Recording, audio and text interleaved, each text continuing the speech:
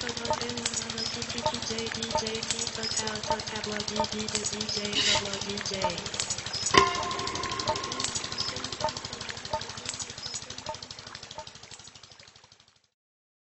I'm Seema Kulkarni.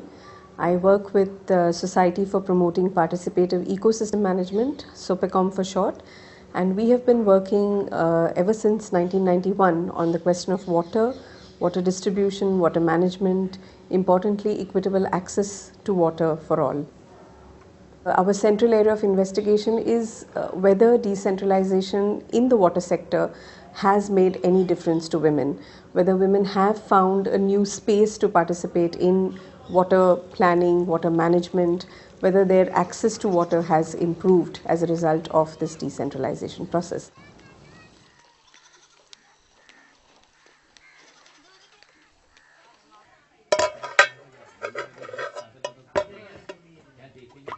Women do share a special relationship with water, but often this relationship is essentialized. And when I say essentialized, it means that women's work related to water seems to be restricted to their natural tendencies to look after the family, the whole subsistence role or the survival role that women see themselves in. Today, if we were to just look at some of the statistics across South Asia, we would find that the amount of time and the drudgery that women go through just to collect water, utilize it for the benefits of the household. In Maharashtra, women spend on an average more than 3 hours per day just to fetch water from up to 3 kilometers distances. And this really takes a toll on their both time as well as on their health.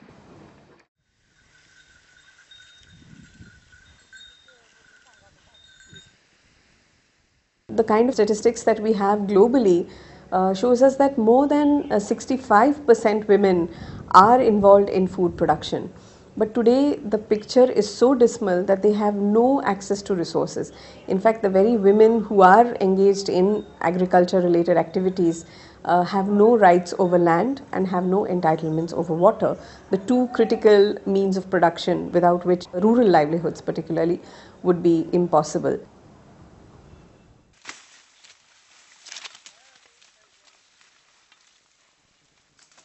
The current practices that are there around sugarcane cultivation definitely show a very sort of a male nature to it, in the sense that there is very little nurturing that takes place. There's a lot of heavy use of chemicals, pesticides and irrigation. In fact, sugarcane fields are flooded with irrigation and there is no initiative seen to shift to different kinds of practices even around sugarcane.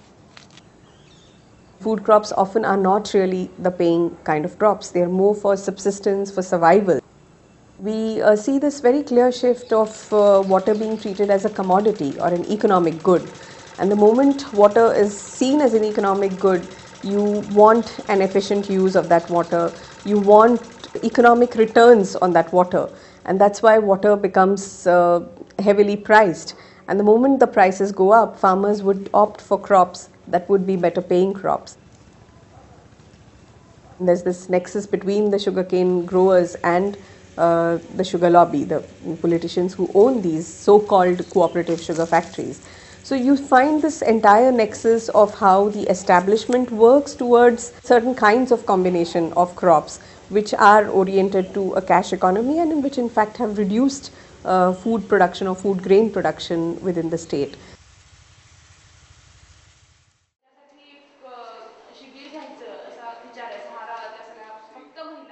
So here we do find at one level that women have come to the fore. There is a certain kind of quota of anything between 30% to 33% of women on the managing committees.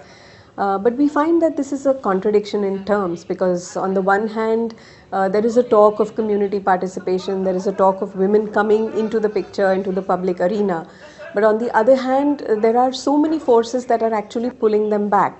And one of the main things is, of course, the heavy price on both domestic water as well as on water for production. We want to see women voicing and articulating their concerns in the water sector.